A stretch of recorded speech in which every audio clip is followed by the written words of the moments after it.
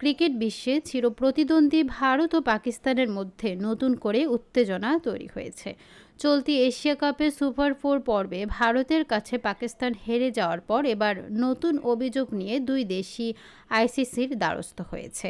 গত রোববার দুবাইয়ে সুপার 4-এর ম্যাচে ভারত পাকিস্তানকে 7 উইকেটে পরাজিত করে। ওই ম্যাচে পাকিস্তানের ওপেনার সাহিব জাদা ফারহান ও তারকা পেসার হারিস রৌফের উদযাপন এবং অঙ্গভঙ্গি নিয়ে ক্ষিপ্ত ভারতীয় সমর্থকরা।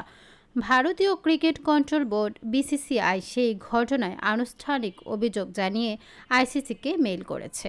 সূত্রের খবর, ফারহান 50 করার পর ব্যাটকে বন্দুকের মতো ধরে আঙুল দেখানো ভঙ্গি করেছিলেন, যা ভারতের পক্ষ থেকে যুদ্ধের ইঙ্গিত হিসেবে দেখা হয়েছে।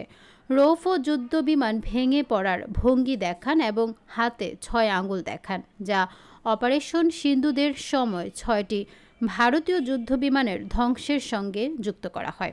অন্যদিকে পাকিস্তান ক্রিকেট বোর্ড পিসিবিও বসে নেই। তারা অভিযোগ করেছে, ভারতীয় অধিনায়ক সূর্যকুমার যাদব গ্রুপ পর্বের ম্যাচে জয়ের পর তার দেশের সশস্ত্র বাহিনীকে উৎসর্গ ও পেহেলগাম হামলায় নিহতদের পরিবারের প্রতি সহমর্মিতা প্রকাশ করেছেন, যা মাঠে রাজনৈতিক মন্তব্য হিসেবে ধরা হচ্ছে। পাকিস্তানি ক্রিকেটারদের সঙ্গে ভারতীয় ক্রিকেটারদের 2 ম্যাচে হাত না মেলানো নিয়েও ইতিমধ্যে উত্তেজনা তৈরি হয়েছিল। এখন আইসিসিতে উভয় পক্ষের নালিশ, যা দুই দেশের মধ্যে সম্পর্ক আরও উত্তেজিত করার সম্ভাবনা রাখে।